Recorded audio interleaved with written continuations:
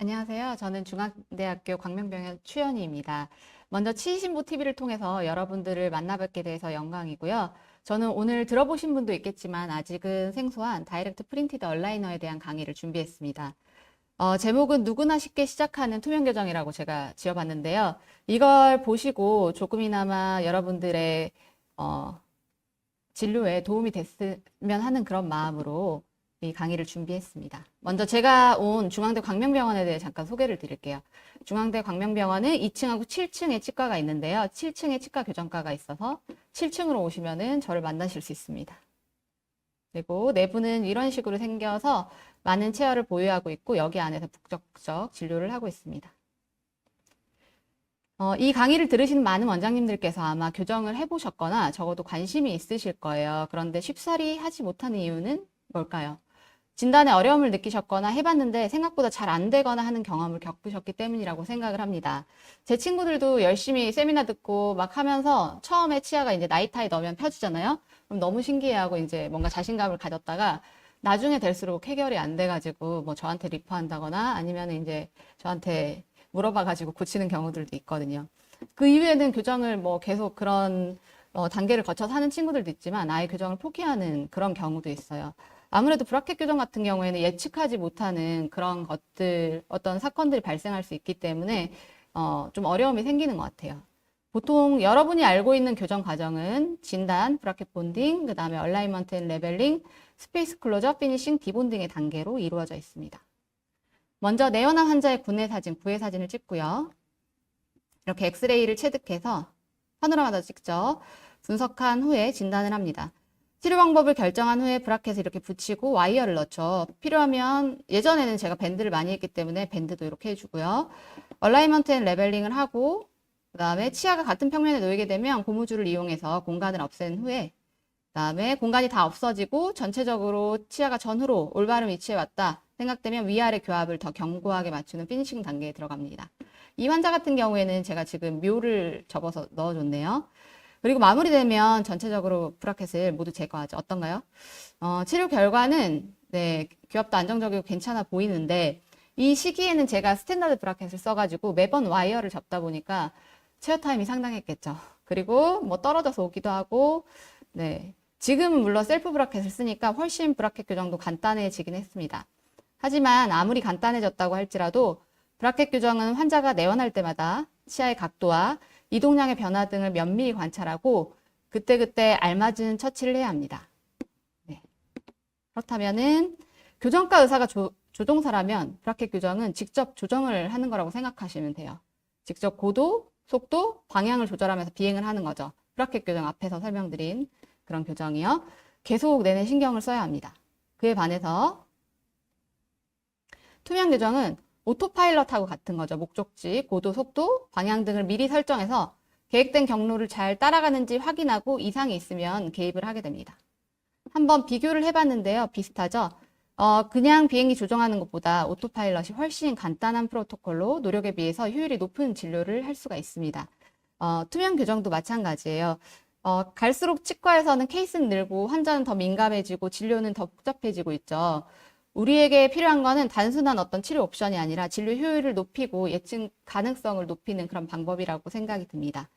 게다가 치과는 진료 영역이 너무나 많잖아요. 하나하나 공부를 한다는 게 쉽지 않기 때문에 가장 효율적으로 치료를 잘 할 수 있는 프로토콜을 만드는 게 중요하겠죠. 여러분들이 투명 교정을 도입을 해 놓으시면 아무래도 그런 효율적인 길을 하나 더 만드는 거라고 저는 생각이 들거든요. 사회적으로도 투명 교정을 도입해야 할 이유들은 굉장히 많습니다. 왜냐하면 뉴스에서 하루가 멀다 하고 다루는 게 출산율 저하, 인구 소멸이죠. 출산율이 0.72명이라니 네, 나이가 나오는 것 같지만 제가 어렸을 때는 뭐 13반, 14반 막 이랬거든요. 한 반에 막 60명, 50명 이렇게 있었어요. 근데 지금은 뭐 서울 중심에 있는 학교들도 다 폐교되고 그러잖아요. 그래서 지금 보면 인구 피라미드가 이렇게 생겼죠. 학령기 아동이 굉장히 청소년도 뭐 엄청나게 숫자가 줄어들고 있습니다. 그리고 대한교정학회에서 2017년도에 이제 연구 발표를 한 건데 40대 이상의 교정 인구가 굉장히 늘어났다고 해요. 네. 지금 이 연구가 2017년도 연구니까 지금 2026년이잖아요. 당연히 더 늘어났겠죠. 확실히 저도 중장년층의 교정 수요가 증가했음을 피부로 느끼고 있습니다. 잇몸이 이렇게 안 좋으면 스페이싱이나 크라우딩이 심해지면서 확실히 사람들이 선호하는 동안과는 동떨어진 인상을 갖게 됩니다. 따라서 중장년층의 치아 교정에 대한 수요가 늘어날 수밖에 없는 거예요. 또 보철과 동반된 교정을 하는 경우도 많죠. 네, 여러 방면에서 중장년층 교정 수요는 증가할 수밖에 없습니다.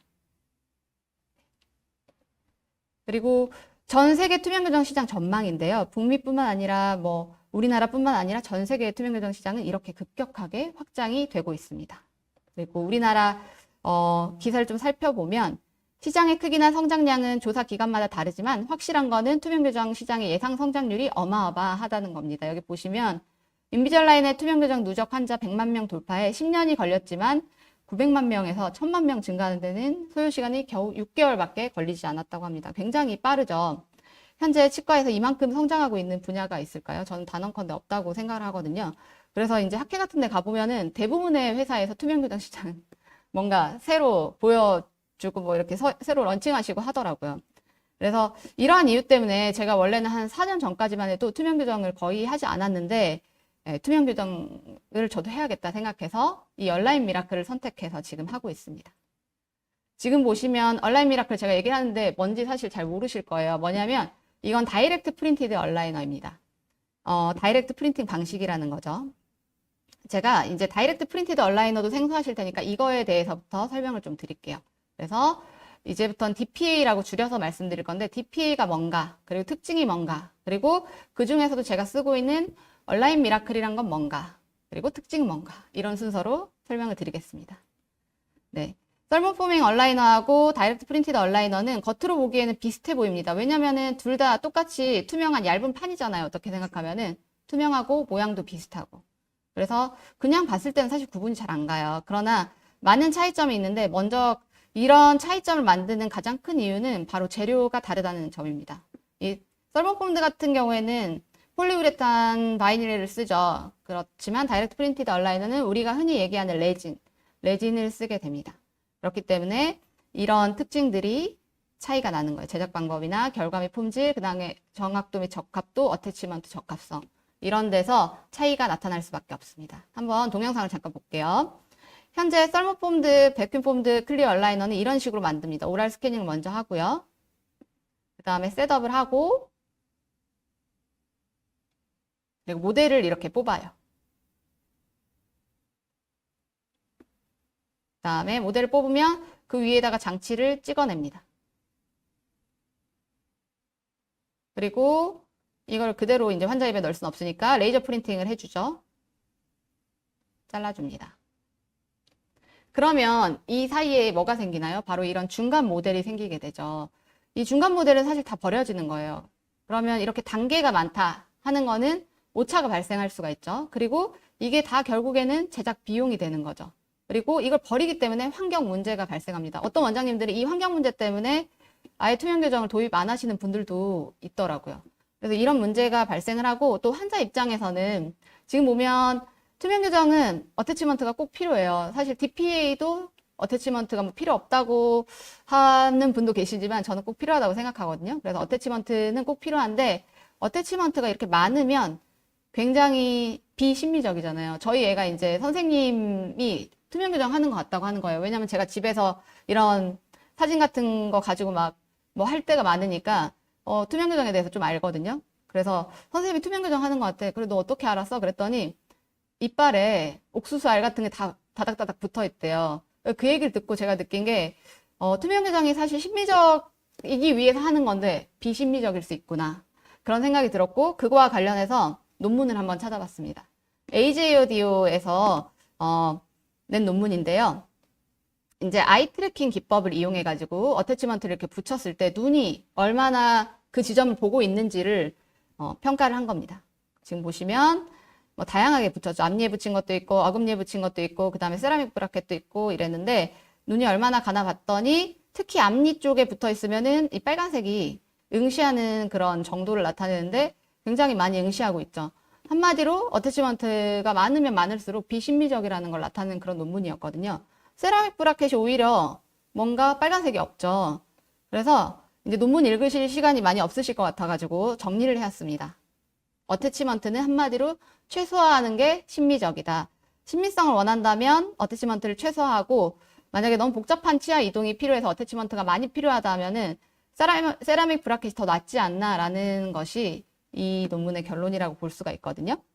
그래서 이제 어태치먼트는 적을수록 좋다. 이 얘기를 왜 말씀드리냐면, 다이렉트 프린티드 얼라이너는 어태치먼트가 꼭 필요하지만 그 숫자는 적게 할 수가 있어요. 그래서 그것도 뒤에 또 설명을 드릴게요. 자, 이번에는 DP 방식의 얼라이너가 어떻게 만들어지는지 한번 보여드릴게요. 지금 보면은 이렇게 스캔하고 셋업 하는 것까지는 똑같죠. 셋업을 합니다. 그리고 근데 여기서부터 달라져요. 바로 디자인을 해줘요. 그리고 바로 프린팅을 해줍니다. 그러면 결과적으로 단계가 줄어드는 거죠. 단계가 줄어든다는 거는 굉장히 많은 장점이 있는 거라고 생각합니다. 왜냐하면 단계가 줄어들면 당연히 오차가 적어지고요. 비용이 적어지고, 네, 그런 장점이 있을 수가 있겠죠. 그리고 이제 투명 규정 중에 가장 또 진입장벽 중에 하나가, 한번 뭔가 주문을 하면은 굉장히 오래 걸리잖아요. 이제 특히 외국에서 오는 그런 회사들은 5주, 6주 막 기본으로 이렇게 걸리니까 그런 단계를 줄일 수 있다면 훨씬 좋을 것 같다라는 생각이 들잖아요. 그래서 단계가 줄어드는 거는 굉장히 긍정적인 그런 부분이다, 이렇게 생각하시면 될 것 같아요. 아무래도 현재 시장은 인비저라인을 중심으로 한 썰모본드 얼라이너가 대세죠. 네, 대세입니다. 하지만 제 생각에는 앞으로 이런 여러 가지 이유로 다이렉트 방식으로 흘러가지 않을까라는 생각이 들고요.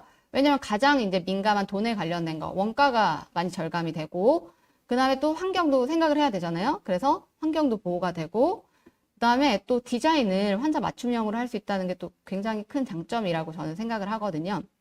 지금 이제 다이렉트 프린트 얼라이너의 장점에 대해서 제가 막 써놨는데, 이 4번, 네, 쉐입하고 티크니스를 컨트롤할 수 있다는 점이 또 치아 교정을 좀 편리하게 할 수 있게 하는 장점이 아닌가 싶어요.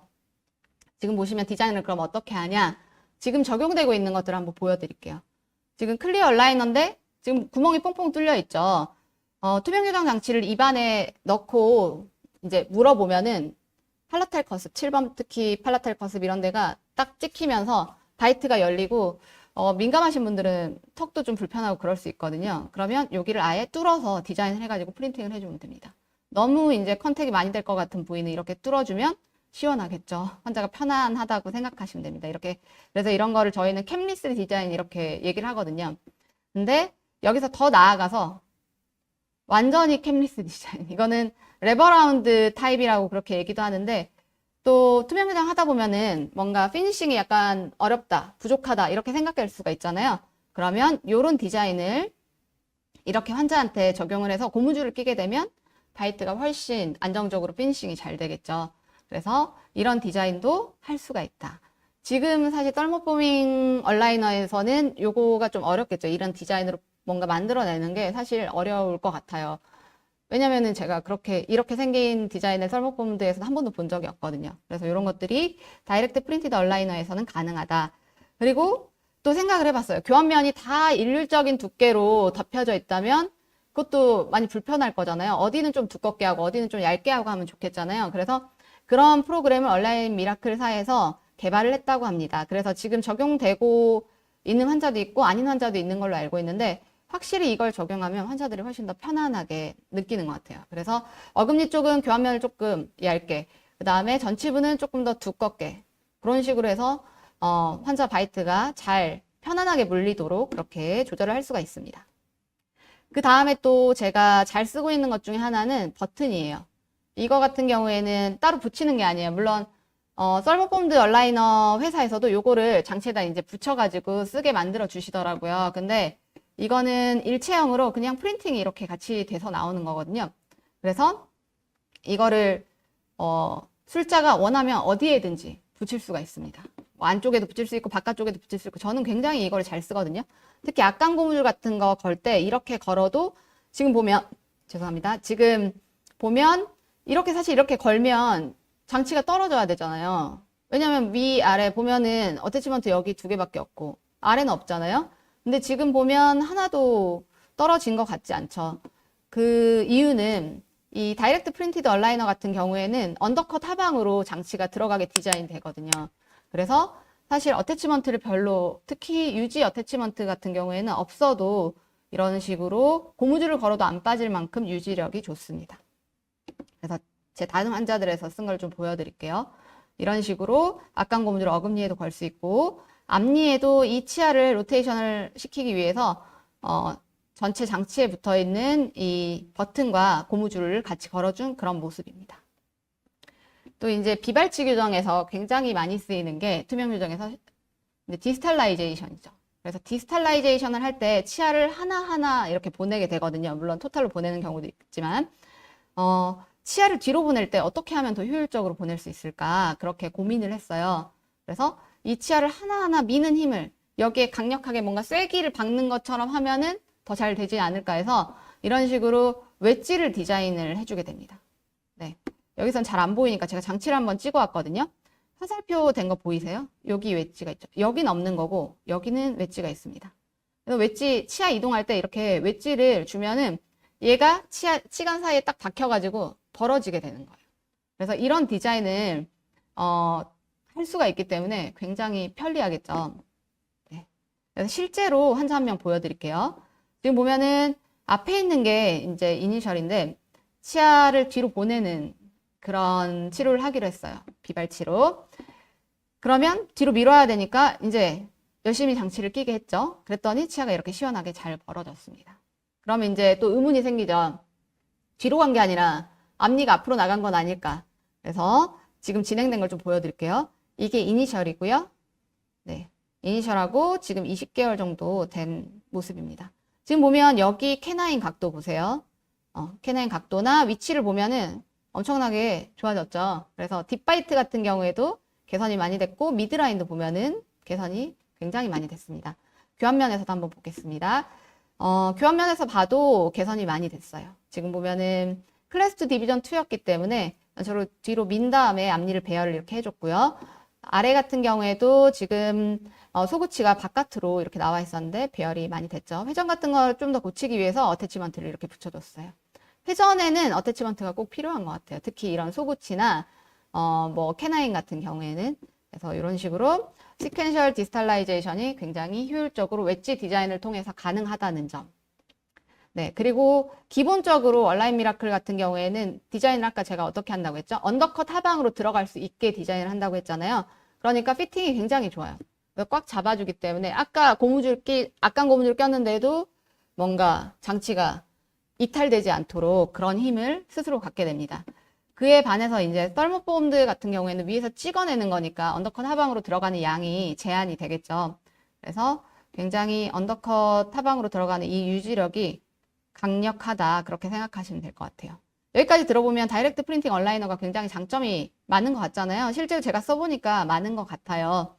그런데 네, 다이렉트 프린티드 얼라이너 회사가 뭐 얼라인 미라클만 있는 건 아니에요. 여러분들이 더 잘 아시는 뭐 그래피라던가 아니면 미국의 럭스크레오 그룹 이런 그룹들도 있습니다. 근데 세 개 중에 두 개가 한국 회사니까 한국 사람들은 확실히 첨단 기술을 굉장히 좋아하는 것 같아요. 그래서 이 중에서 제가 쓰고 있는 얼라인 미라클에 대해서 더 자세히 말씀을 드릴게요. 얼라인 미라클 생소하시죠? 네, 쓰고 계신 분들이 점점 늘어나고 있는 것 같긴 해요. 어떤 특징이 있냐면 이거는 이제 다른 장치랑은 좀 다른 점인데 이 다이렉트 프린티드 얼라이너 같은 경우에는 쉐입 메모리 기능이 있어요. 원래 자기의 그런 모양을 기억하는 그런 기능이거든요. 근데 이 얼라인 미라클 같은 경우에는 65도씨에서 자기 모습을 찾아갑니다. 그러면 자기 모습을 찾아가면 이 입 안의 온도에서는 굉장히 좀 단단해져요. 단단해진다는 거는 힘을 그만큼 낸다는 거라고 생각하시면 되거든요. 네, 굉장히 리지드 펌해지면서 입안에서는 치아를 이동시킬 만한 그런 힘을 발휘한다고 생각하시면 돼요. 이거는 이제 친숙하신 분들도 많을 텐데 프로핏 책인데요. 여기에 가장 기본적인 내용이 그게 있죠. 우리가 넣었다 뺐다 하는 장치를 가철식 장치라고 부르는데 투명 교정 장치도 밥 먹을 땐 뺐다가 다시 밥 안 먹을 땐 끼고 넣었다 뺐다 하는 장치죠. 근데 넣었다 뺐다 하는 장치는 컨티뉴어스하게 입안에 있지 않기 때문에 저희가 가장 교정에서 이상적인 힘은 컨티뉴어스 라이트 포스라고 하지만 가철식 장치는 컨티뉴어스가 아니잖아요. 그러니까 그 힘보다는 더 큰 힘을 주게 됩니다. 그래서 너무 힘이 없게 되면 치아가 사실 잘 안 움직이고 어느 정도 힘이 있어야만 이제 치아가 움직일 수가 있어요. 그래서 이런 식으로 설명이 되어 있는 걸 제가 갖고 왔습니다. 그런 의미에서 온라인 미라클은 케이스들을 보시면 아시겠지만 충분한 힘을 가지고 있습니다. 아까 그 비발치 교정 케이스 보여드린 것처럼 치아를 밀 만한 그런 힘을 갖고 있어요. 그렇다고 막 엄청 아프거나 그러진 않아요. 물론 처음에 들어갈 때는 힘이 느껴져요. 제가 지금 온라인 미라클로 교정을 하고 있기 때문에 알거든요. 근데 이동량을 한 번에 0.2mm, 2도 정도로만 잡기 때문에 그렇게 과하게 움직이게 셋업을 하지 않습니다. 그리고 네, 두 번째 온라인 미라클의 특징은 레진 저점도라는 겁니다. 굉장히 미세하게도 이렇게 프린팅이 돼요. 여기 보면은 이 환자의 이니셜과 그 다음에 뭐 번호, 장치 번호 같은 게 다 지금 써져 있거든요. 그리고 아까 말씀드린 이런 버튼을 프린팅 하려면 굉장히 정교하게 프린팅이 돼야겠죠. 그거는 네, 저점도라서 그렇게 된다고 합니다. 이거는 투명 교정 레진은 아니고요. 크라운 앤 브릿지 레진이에요. 같은 회사에서 나온. 이건 타사 크라운 앤 브릿지 레진이고 비교를 해봤더니 이렇게 흐름성이 좋게 저점도라서 3D 프린터로 출력이 미세하게 가능하구나 그렇게 생각하시면 될 것 같아요. 그래서 실제로도 이런 어태치먼트를 붙이는 지그 타입이나 아니면 훅 같은 것도 프린팅해서 쓰고 있거든요. 지금 보시면 여기에 미세하게 뭔가 프린팅이 돼 있죠?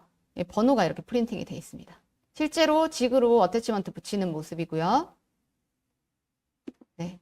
그리고 저점도는 사실 지금까지는 물성이 약해가지고 치과 영역에서는 잘 안 쓰였대요. 근데 그런 걸 극복했다고 합니다. 온라인 미라클에서. 그러니까 이 투명 교정 장치로 쓰고 있는 거겠죠. 그래서 저점도 그 다음에 좋은 물성을 가진 그런 특징을 갖고 있다라고 생각하시면 되고 또 하나 또 중요한 게 입안에 들어가는 거니까 만약에 이게 막 알러지를 유발한다거나 어떤 문제를 일으키면 당연히 쓸 수가 없겠잖아요. 근데 생체 적합성이 굉장히 높은 재료인 것 같아요. 왜냐하면 다이렉트 프린티드 얼라이너에 대해서 강의를 하러 가면 굉장히 많이 나오는 게 알러지에 관련된 거거든요. 근데 제가 알기로는 단 한 건도 그런 사례가 없었어요. 그리고 이 똑같은 투명 교정 레진으로 지금 요즘에는 저도 잘 몰랐었는데 세포 실험을 동물 실험 같은 걸 잘 안 하기 때문에 바이오 칩이란 거를 만들어서 거기다가 세포 실험을 한대요. 근데 그 투명 교정 레진으로 바이오 칩을 만들어서 이제 대학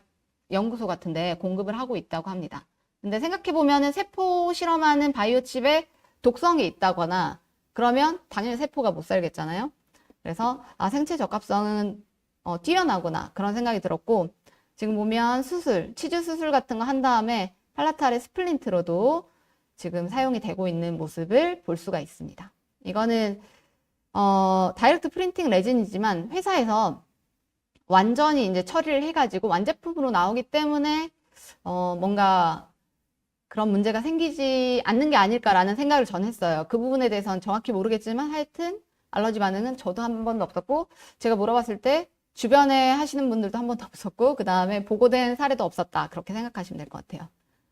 다시 한번 이제 특징을 정리를 해봤는데요. 이런 특징들이 있다고 생각하시면 되고 그리고 또 다른 특징은 온라인 미라클은 이제 넣었다 뺐다 하는 연습을 할 수 있게 0스텝을 처음에 드리거든요. 근데 이게 좋은 점이 환자가 투명 교정 장치 적응을 할 수 있는지를 테스트해보는 역할을 하기도 하고 0스텝은 사실 굉장히 빨리 배송이 될 수가 있어요. 그러면 원래 투명 교정 장치를 시작을 하려면 막 한 달, 그 다음에 그 이상 기다리니까 환자의 의지가 점점 이렇게 올라갔다 점점 떨어질 수가 있잖아요. 근데 0스텝을 주면은 빠르게 시작을 할 수가 있어요. 그래서 이것도 굉장히 장점인 것 같고 그리고 체크쉘이란 걸 지금은 4단계마다 주고 있는데 그래서 진행 상황이나 환자 협조도나 이런 걸 체크를 하는 데도 쓰이고 만약에 치아가 뭔가 좀 덜 움직였다. 환자가 조금 미진하게 껴서 조금 덜 움직였다 하면은 체크쉘을 한번 껴줌으로써 치아 이동을 따라잡을 수 있습니다. 그리고 치료 마지막에 한 1개월에서 3개월 정도 리텐션용으로 또 장치를 주게 되기 때문에 충분히 리텐션을 할 수 있다는 점도 장점이에요. 그러면 온라인 미라클이 너무 장점만 있냐? 절대 아닙니다. 네. 그러면 이런 다이렉트 프린티드 얼라이너 그리고 제가 써본 온라인 미라클의 가장 큰 단점은 뭐였냐면 바로 취성이에요. 브리틀하다는 거. 그래서 기존의 투명교정 장치는 굉장히 시트지 타입으로 찍어낸 거기 때문에 어떻게 생각하면 유연하잖아요. 그런데 이 장치는 유연하지가 못했어요. 그러다 보니까 환자들이 넣고 뺄 때 약간 휘어짐, 이거에 대해서 굉장히 민감하게 반응했고, 또 하나는 환자가 제대로 잘 못 끼면 치아가 덜 움직이잖아요. 그러면 억지로 넣으려고 하면 장치에 문제가 생기는 거예요. 파절이 된다거나 금이 간다거나 그런 문제가 생기기도 했습니다.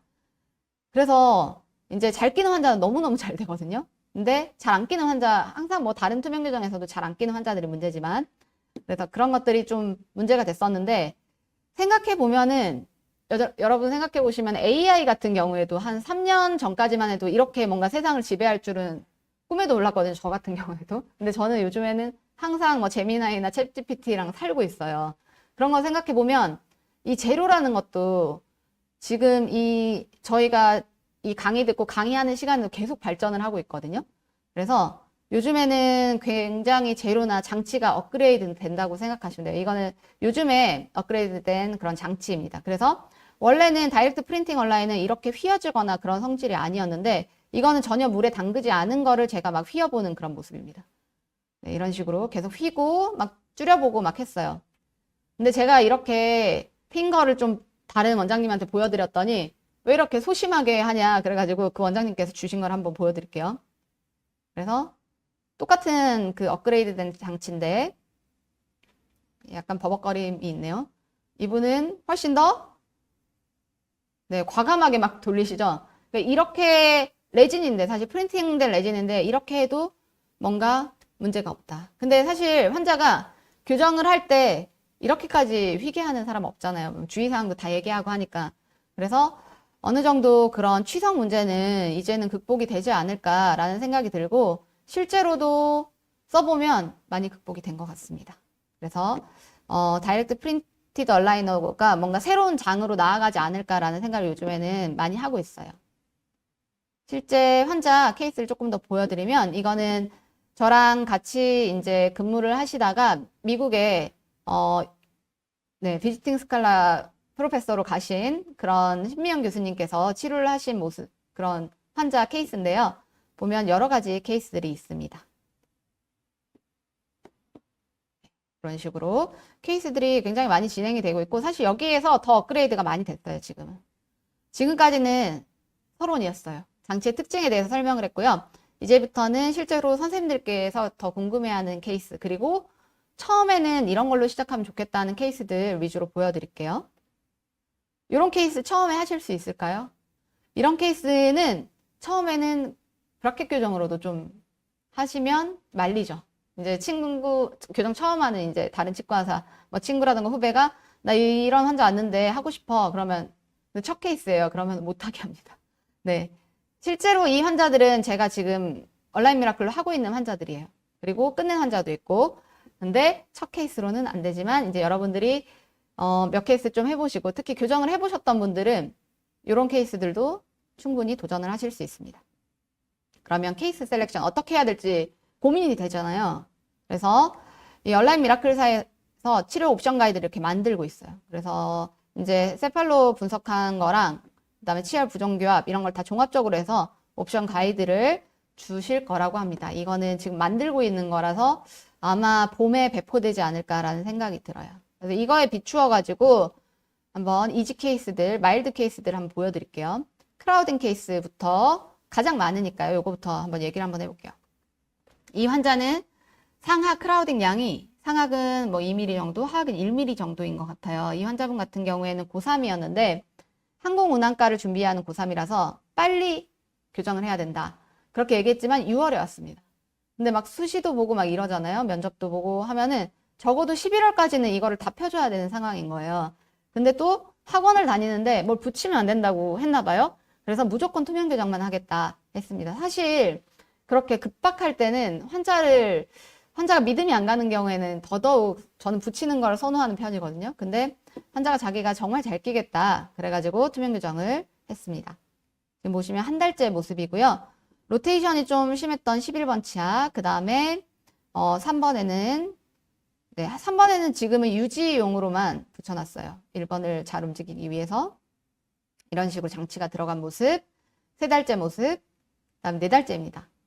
이제 상하 캐나인 로테이션만 좀 더 고치면 되겠죠. 보면 처음, 그다음에 4개월 지난 후에 그런 모습이에요. 면접 볼 때 문제없는 수준까지 금방 왔죠.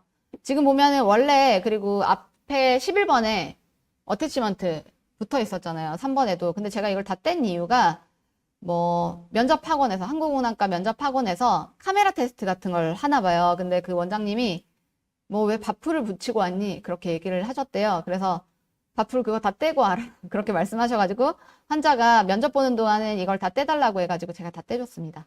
네. 그러니까 여기서 또 알 수 있는 게 어태치먼트, 특히 상악 전체에 붙어 있으면은 눈이 너무너무 많이 간다.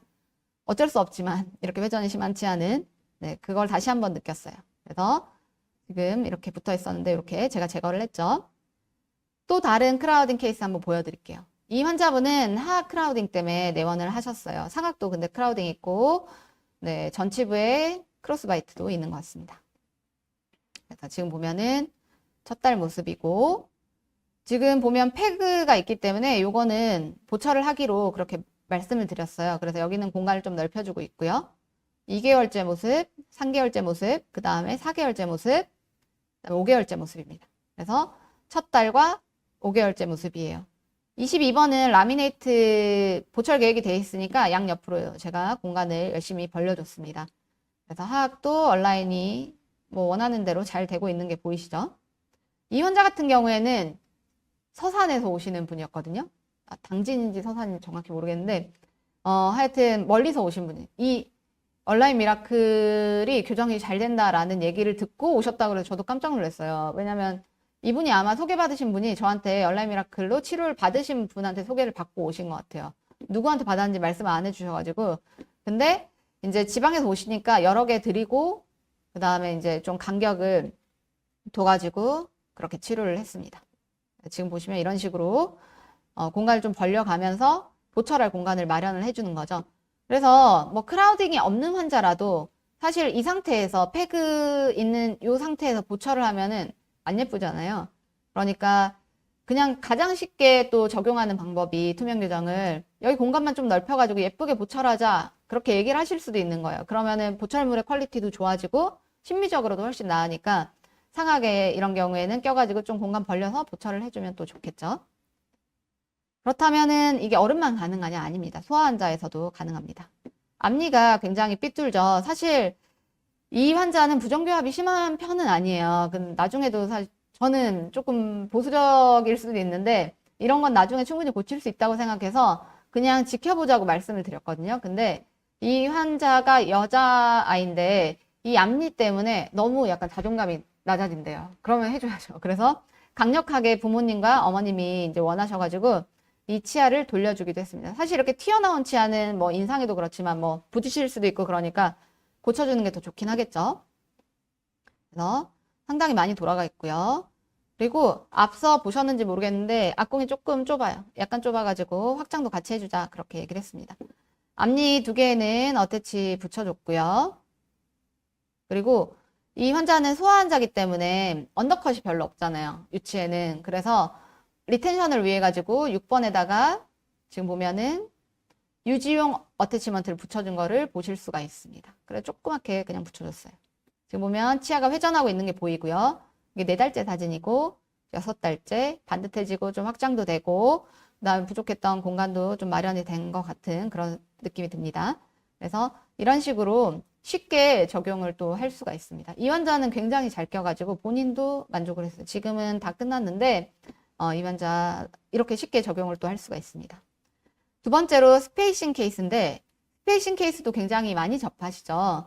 아까 말씀드린 뭐 전치부 라미네이트 케이스 같이 뭐 스페이스를 넓히는 게 될 수도 있고 아니면은 스페이스를 없애는 게 될 수도 있겠죠. 보통 이제 스페이스를 없애는 걸 스페이싱이라고 하긴 하지만 지금 보면 중년 남자분의 케이스인데요. 이 환자분은 클래스 3 로우 앵글로 굉장히 턱이 강해 보이죠. 근데 사회생활도 하시고 붙이는 장치 절대 하지 않겠다 하셔가지고 그러면 투명 교정이 가능한지 진단을 먼저 해보자. 그래서 투명 교정이 가능할 것 같아서 하자고 말씀드렸던 환자입니다. 근데 지금 보시면 하악 스페이싱으로 왔는데 왜 왔는지 아시겠죠? 이것만 보셔도 치아가 하나 없고 치아가 하나 없으니까 서로 다 벌어지게 된 거예요. 근데 지금 보면 사실 전체 교정을 해야 되는 환자예요.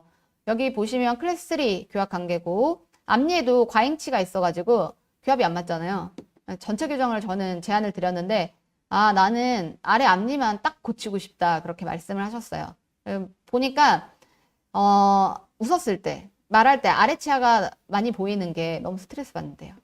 지금 보시면 사람이 나이가 들면 윗입술이 내려가고 아랫입술이 내려가면은 위에 치아보다는 아래 치아가 이제 많이 보이기 시작하잖아요.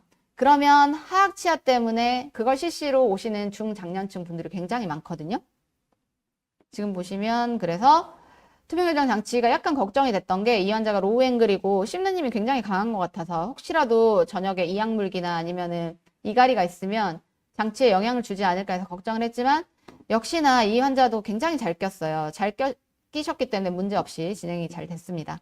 그래서 이런 식으로 했고 이 3번에 제가 어태치를 붙인 이유가 각도가 좀 캐나인이 각도가 안 좋아서 각도를 좀 고쳐주면서 스페이스를 배분을 해주기 위해서 그랬거든요. 이런 경우에 브라켓 교정에서 3번이 각도가 안 좋은 경우에는 무심코 3번에다 브라켓을 붙이면은 바이트가 깊어지죠. 그래서 그런 경우에 저는 브라켓 교정할 때 3번부터 고치고 전치부 안 붙이고 3번부터 고친 다음에 전치부를 붙이거든요. 그러면 시간이 조금 연장이 될 수도 있겠죠. 물론 그게 가장 빠른 길이라고 생각합니다. 브라켓 교정할 때는. 근데 투명 교정에서는 그런 생각할 필요가 없는 게 치아 하나하나를 개별로 움직일 수가 있으니까 이게 캐나인 각도를 고치는 게 주는 아니지만 조금 고쳐주면 좋겠다 해서 요거를 붙여줬습니다. 그리고 장치가 잘 맞는 모습이고요. 그다음에 3개월쯤의 모습이고 33번 미지혈의 공간이 늘어나고 있는 것 같고요. 4개월 그리고 40번 때 공간이 모두 사라진 게 보입니다. 그리고 4개월 때 장치를 낀 모습, 5개월 때 모습, 그 다음에 6개월 때 모습이에요. 거의 공간 배분 다 됐는데 약간 치실이 헐겁게 들어가는 부분이 있어가지고 조이기 단계라고 이제 얼라인 미라클은 다 이제 투명 교정으로 뭔가 공간을 다 없앴는데 약간 치실이 헐렁하다 하면은 그냥 조이기 단계를 주문을 할 수가 있어요. 그러면 가상 IPR을 해가지고 다시 오거든요. 그러면 그거를 넣어주면 이제 환자가 그런 치실이 헐겁다, 음식 낀다 이런 얘기 하지 않으시고 마무리를 할 수가 있습니다. 그래서 한번 이렇게 보시면 네, 공간 배분이 되는 게 보이시죠? 여기 잇몸이 좀 안 좋아가지고 잇몸 치료 좀 했고요. 임플란트를 이렇게 심을 수가 있어요. 지금 보시면 여기서 이렇게 된 거. 지금 이 환자는 게다가 하악만 딱 했잖아요.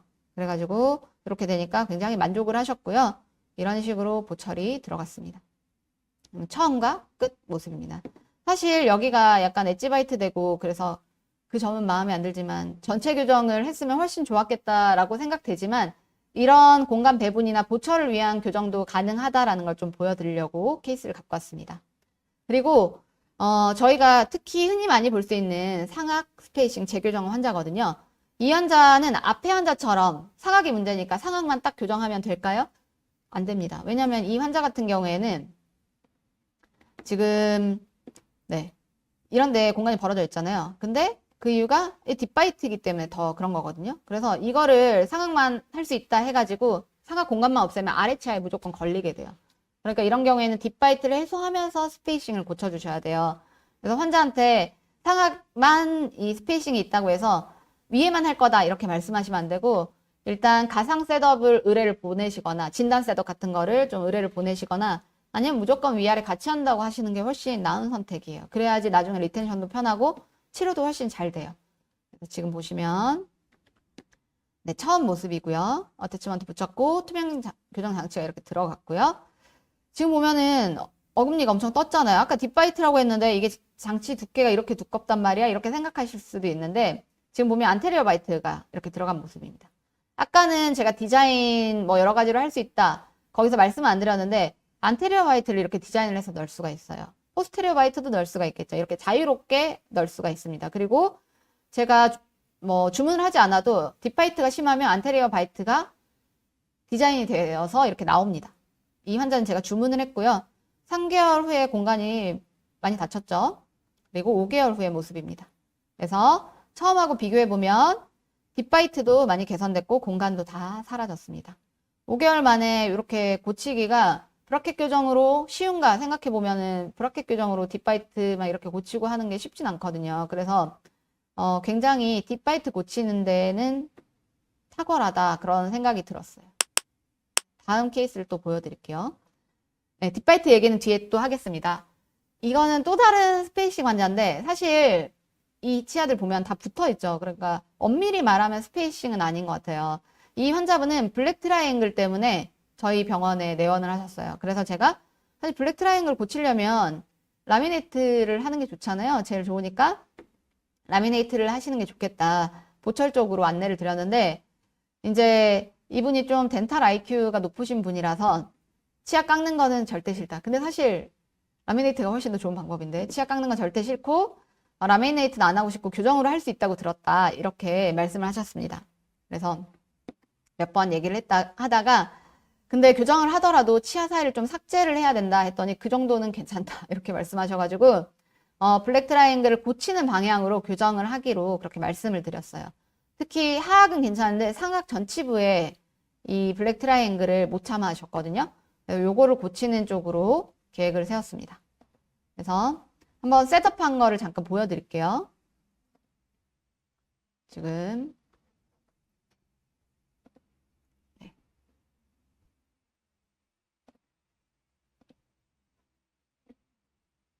네, 지금 나오고 있습니다. 이런 식으로 모아지는 게 보이죠? 네, 이렇게 모이는 게 보이고 아래도 위에가 들어가려면 아래도 이제 모아줘야 되잖아요. 이런 식으로. 사실 처음에 스트리핑 양을 제가 많이 하진 않았어요. 그래서 2개월, 그다음에 3개월째 모습입니다. 이 환자는 시작한 지 별로 되진 않았는데 처음과 지금 보면은 블랙 트라이앵글 양이 많이 줄었죠. 그래서 이런 식의 접근도 가능하다는 걸 좀 보여드리려고 제가 가져온 환자고요. 이 환자는 이제 한 번 더 하기 위해서 리파이먼트에 들어갔습니다. 그리고 오버젯이 큰 경우인데 오버젯이 사실 큰 경우에는 웬만하면은 마일드 케이스는 잘 없는 것 같아요. 왜냐면 어금니부터 문제가 있는 경우가 많기 때문에. 그래서 치아 한두 개만 튀어나왔을 때 마일드 케이스로 보시면 될 것 같아요. 이 환자 같은 경우는 앞니 두 개가 사실 튀어나왔죠. 근데 지금 미드라인이나 어금니 교합이나 봤을 때 전체 교정을 하셔야 되는 환자예요. 근데 이 환자분이 50대셨고 이 앞니 두 개만 넣고 싶다 그렇게 말씀을 하셔가지고 앞니 두 개만 빠른 시간 내에 고치기로 했습니다. 그래서 이런 식으로 스트리핑 해가지고 장치를 끼고 네, 2달째, 3달째 모습이고요. 치아를 조금 더 내리면은 바이트가 더 좋아질 것 같아서 좀 내리는 걸 계획을 했고 5달째 마무리를 했습니다. 지금 보면은 처음과 파이널 보면 아직도 오버젯이 남았잖아요. 사실 이게 완벽한 교정은 아니죠. 더 어금니까지 하고 오버젯도 딱 맞춰줘야 되지만 이 환자분 같은 경우에는 앞니만 빠르게 고치고 싶어 하셨기 때문에 5개월 정도 걸려서 이렇게 교정을 했고 만약에 라미네이트를 한다고 해도 이 위치보다는 두 번째 위치가 훨씬 더 파이널 위치에서 보철을 하는 게 훨씬 더 심미적이겠죠. 이 환자분 같은 경우에 전치부에 레진도 많이 되어 있기 때문에 나중에 보철을 하시면 더 좋을 것 같아요. 그래서 처음과 끝에 미소 사진까지 이렇게 들어있습니다. 조금 더 뭔가 복잡한 케이스를 한번 보여드릴게요. 네. 파노라마 상에서도 크라우딩이 좀 보이는 것 같고 그 다음에 하악에 임플란트가 돼 있어가지고 교정을 어떻게 할까 고민이 약간 되기도 하고 세팔로 봤더니 네 각도가 이렇고요. 근데 군내 사진 보니까 상악이 굉장히 좁죠. 사실 이 환자가 10대라면 20대라면 무조건 악궁 확장을 전에 했을 것 같아요. 근데 이 환자분도 50대 후반이셨기 때문에 이 환자분을 막 MSE 뭐 아니면은 뭐 쌀페 뭐 이런 거 하는 거는 너무 과하다고 생각을 했습니다. 그리고 이 환자 역시 이 치아 두 개만 고치는 걸 CC로 했기 때문에 이 치아 두 개, 그 다음에 전체적으로 악궁을 좀 넓혀가서 배열을 해주는 것을 상하 전치를 배열하는 걸 목표로 그렇게 진행을 투명 교정 장치로 얼라인 미라클로 했습니다. 근데 지금 11번하고 21번이 회전이 굉장히 많이 돼 있잖아요. 어떻게 생각하면 한 40도, 45도 정도 돼 보여요. 이런 경우에는 앞서 말씀드렸듯이 어태치먼트를 웬만하면 붙여야 되잖아요. 근데 저는 이 환자에서 붙이지 않고 한번 해봤습니다. 왜냐면 중년 환자 같은 경우에는 치아에 언더컷도 많고 걸리는 데가 많은 거죠. 그러니까 치아를 꽉 잡아줄 수가 있고 치아 면적도 커서 돌아갈 것 같았어요. 지금 어태치먼트 붙이지 않고 용감하게 한번 해봤습니다. 스트리핑을 통해서 공간을 만들어줬고요. 장치를 낀 사진이고 2개월째 보니까 앞궁이 모양을 잡으면서 이렇게 넓어지고 있고요. 4개월째 어태치먼트 없이도 로테이션 컨트롤이 잘 되고 있습니다. 그다음에 6개월째, 그다음에 10개월째. 현재는 전치부 배열이 이렇게 거의 다 완성된 게 보입니다.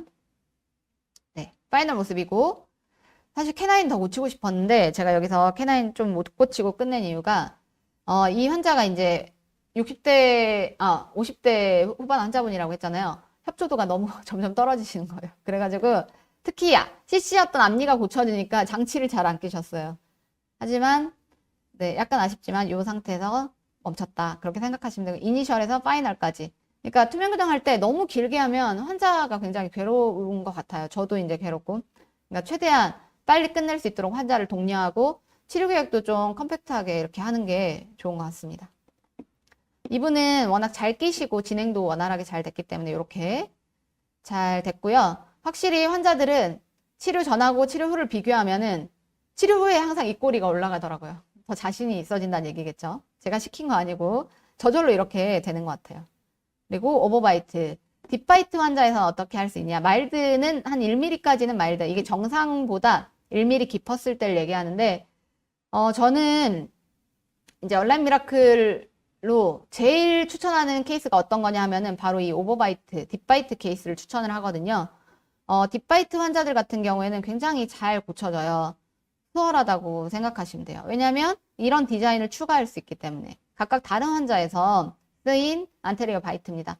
이거 말고도 뭐 하악에 올리기도 하고 상하 같이 올리는 환자도 있고 뭐 다양하게 있거든요. 이 케이스를 한번 보여드릴게요. 60대 환자분이에요. 이 환자분은 63세, 지금 64세신 환자분인데 너무 이제 딥바이트가 심하니까 하악 치아가 다 갈려가지고 치수가 노출돼서 온 거예요. 그래서 지금 이 상태에서는 보철 불가능하죠. 바이트가 너무 깊어서 치아가 다 갈릴 정도니까. 그래서 보철과에서 저한테 이 치아를 좀 딥바이트를 해결해 달라라고 보내셨습니다. 2개월 지난 모습이고요.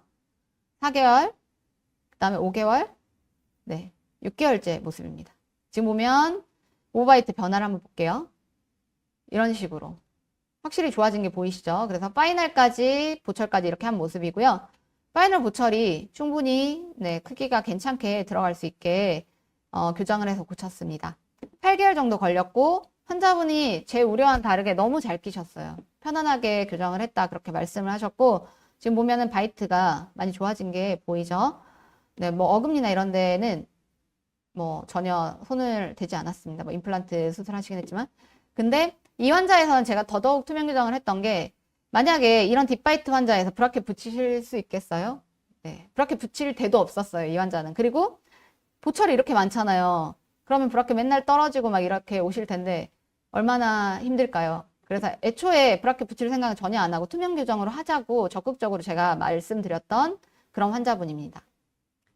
또 다른 이제 더 어린 환자 딥바이트 케이스 잠깐 보여드릴게요. 이 환자는 사실 더 복잡한 환자인데 네, 바이트 조절되는 것만 보겠습니다.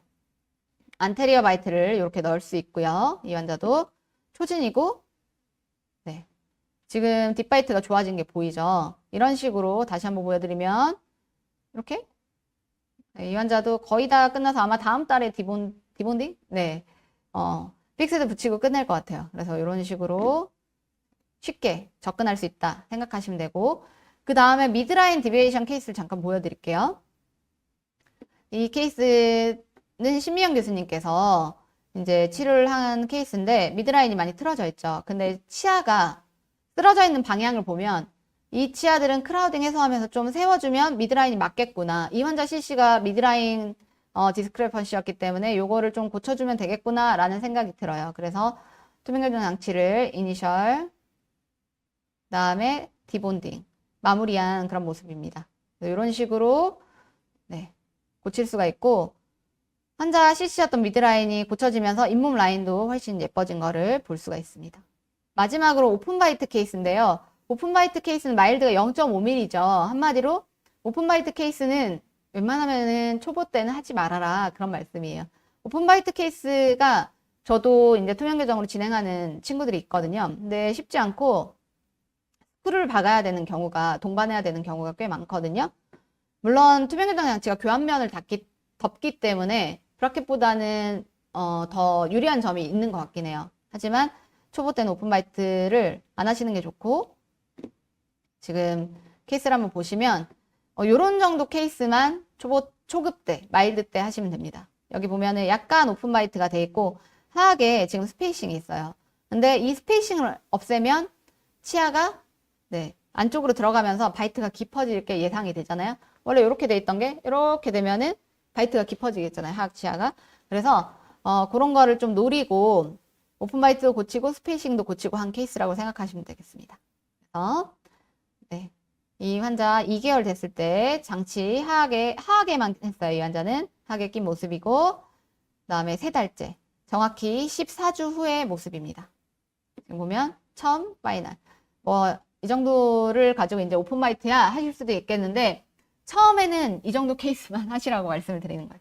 이제 많이 해보시면은 더 어려운 케이스, 아주 어려운 케이스도 하실 수 있습니다.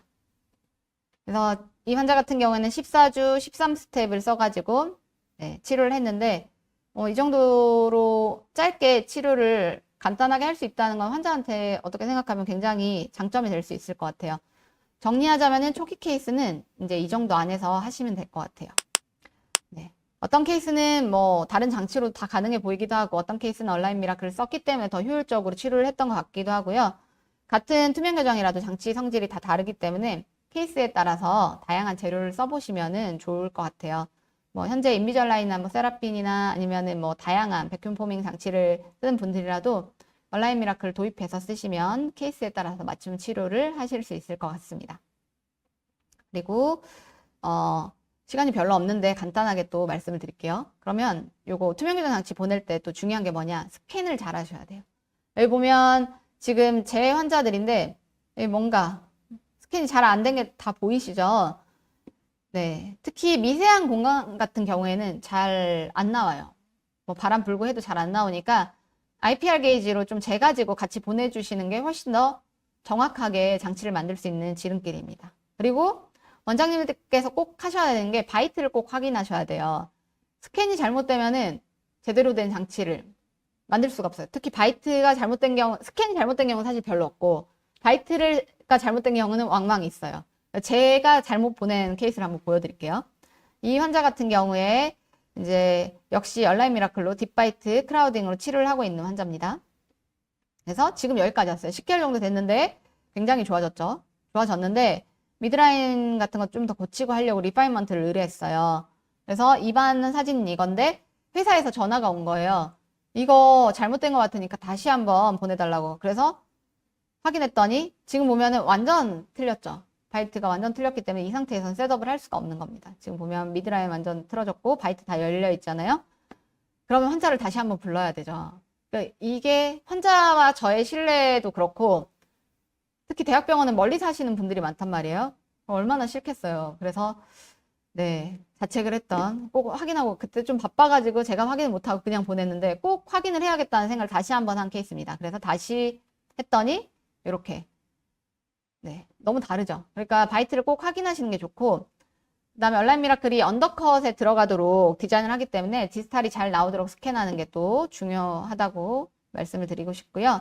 스캔 순서는 제조사의 안내에 따라서 또 해주시면 좋은데 제가 쓰는 아이테로는 뭐 스캔 순서가 이런 식으로 하면 되고 메디트는 이런 식으로 하면 된다고 안내를 하고 있습니다. 근데 절대 하지 마셔야 되는 게 악궁을 가로질러서 스캔해서는 안 된다. 그래서 오른쪽 대구치했다가 왼쪽 대구치했다가 오른쪽 소구치했다가 왼쪽 소구치했다가 이렇게 되면은 오차가 어마어마하게 늘어나요. 보통 이제 진단 모델은 300 마이크로미터, 그 다음에 투명 교정 장치는 250 마이크로미터 이내면 장치를 만들 수 있거든요. 그거는 굉장히 범위가 상당히 큰 거예요. 즉 웬만하면은 다 만들 수 있다. 스캔 웬만큼 하면 그렇게 생각하시면 돼요. 빨간불 막 뜰 정도로만 안 하면 장치를 다 만들 수 있기 때문에 가벼운 마음으로 이렇게 순서에 따라서만 하시고 그 다음에 바이트 확인해서 보내주시면 투명 교정 장치 잘 만들 수 있습니다. 그리고 또 하나 크라운이 있는 경우에 앞에서 보여드린 것처럼 뜯긴 것처럼 나오는 경우가 있거든요. 그런 경우에는 이 스캔 QR을 바르면 훨씬 선명하게 스캔이 돼요. 그래서 이 스캔 QR을 꼭 발라가지고 보내주시면 좋을 것 같습니다. 이게 없다고 해서 뭐 스캔이 안 되는 거 아니에요. 근데 더 빨라진다. 그렇게 생각을 하시면 될 것 같아요. 그리고 이제 또 어태치먼트 중요하니까 그거에 대해서만 잠깐 말씀드릴게요. 옛날에는 이런 그냥 템플레이트 방식으로 붙였는데 마진이 되게 불분명하죠. 마진이 불분명했는데 그럴 수밖에 없는 게 이제 기존의 논문에서 갖고 온 건데 이제 방식이 템플레이트에 레진을 짜가지고 딱 넣는 거예요. 그래서 광중합해서 요거 템플레이트는 빼요. 그래서 보니까 이 주변에 레진이 너무 많이 남아있기 때문에 오차가 엄청 누적이 된 거죠. 그래서 이 어태치먼트가 이 주변에 이렇게 오차가 많으면 과연 투명 교정 장치의 힘을 정확히 전달할 수 있나 이런 거에 대한 의문이 있었거든요. 보면 정밀도도 부족하고 과도한 잔여 레진이 발생하는데 제거를 할 수가 없고 그리고 템플릿 재료가 좀 유연하잖아요. 그러면 누르면 위치가 달라지잖아요. 그러니까 사실 3D 프린티드 얼라이너는 굉장히 정확하게 프린팅이 되는데 어태치먼트 위치가 잘못 붙이면 안 맞아요. 그렇기 때문에 그런 문제를 해결하기 위해서 이런 지그 타입으로 만들고 있습니다. 그래서 치아하고 이 지그하고 50 마이크로미터 정도의 공간을 주고 여기에 레진을 넣을 수 있게 그렇게 되어 있고요. 지금 보시면 이게 원래 붙였던 타입. 이 환자 하면서 중간에 이제 지그가 개발이 됐거든요. 그래서 여기 보면 디지털로 잘 가고 있는 거 보이시죠? 이게 아까 말씀드린 그런 웨지로 해가지고 치아를 하나씩 보낸 겁니다. 뭐 동영상은 보지 않고 넘어갈게요. 붙이는 거는 넘어가고 네, 떼는 것도 환자 케이스 하나만 보여드릴게요. 이 환자는 7번 외에는 모두 오픈바이트인 환자였어요. 제가 물려봤을 때 뭐 앞으로 이렇게 해가지고 물다 보니까 TMD가 굉장히 심한 환자였거든요. 세팔로상으로 오버젯이 크고 오픈바이트 있는 게 보이고 그 다음에 예전에 교정치료를 받으셨어요. 근데 TMD 때문에 1년 동안 로컬에서 계속 치료를 받았는데 호전이 없어가지고 오셨거든요. 지금 보면은 다 뜨고 있죠. 네. 그래서 이 환자 같은 경우는 일단 7번을 인트루전하고 클래스2가 많이 남아있기 때문에 클래스2를 고쳐줘야겠다. 그렇게 생각을 했습니다. 바이트를 한번 보시면 다 뜨죠. 더 적나라하게 사진보다 영상에서 7번밖에 안 닿습니다. 네. 그래서 7번을 먼저 인트루전 해야 된다고 생각해서 이제 이렇게 스크류 심어가지고 7번 인트루전을 적극적으로 해줬고요. 그랬더니 바이트가 3개월 만에 닫혔어요. 하지만 클래스2가 지금 많이 남아있고 그에 따라서 오버젯이 컸기 때문에 전체적으로 디스탈라이제이션 해줬습니다. 6개월 됐더니 이쪽은 많이 좋아졌고 여기는 조금 더 해야겠다 생각이 들죠. 그래서 7개월째. 네. 이 환자에서도 굉장히 유용했었던 게 이 버튼이에요. 이 버튼하고 스크류하고 이렇게 연결을 해가지고 제가 고무줄을 이런 식으로 꼈거든요. 그래서 유용하게 썼고 네, 이런 식으로 뭐 어디든 다 막 연달아서 2개도 달 수 있고 다 달 수 있어요. 네. 지금 보시면 그래서 이런 식으로 9개월째 마무리를 했습니다.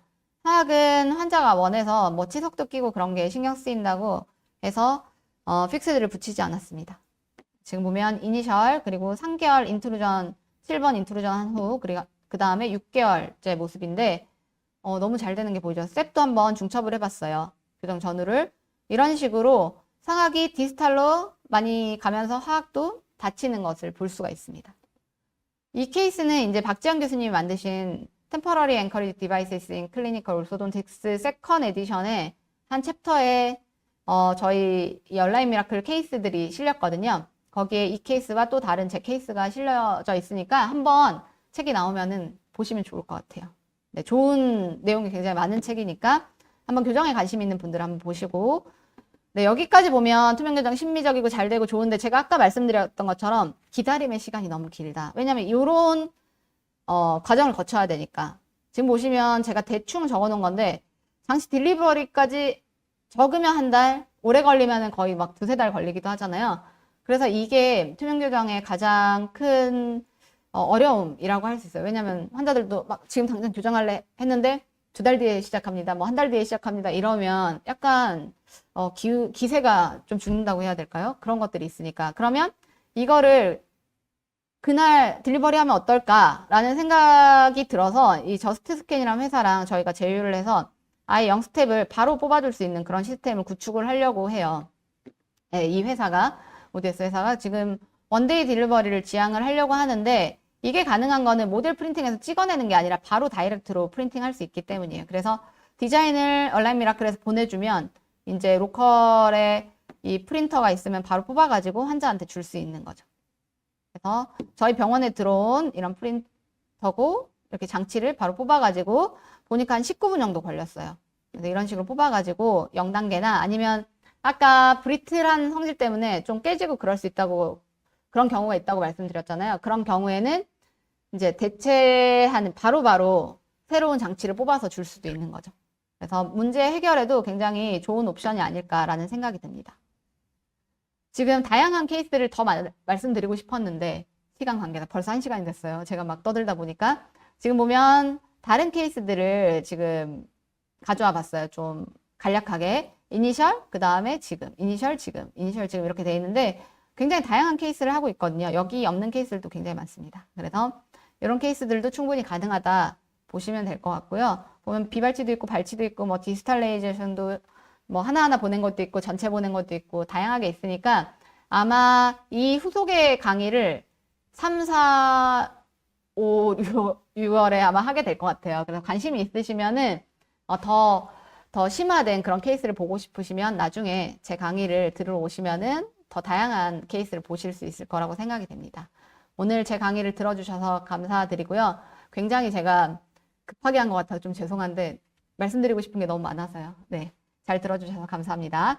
그러면 Q&A 한번 볼게요.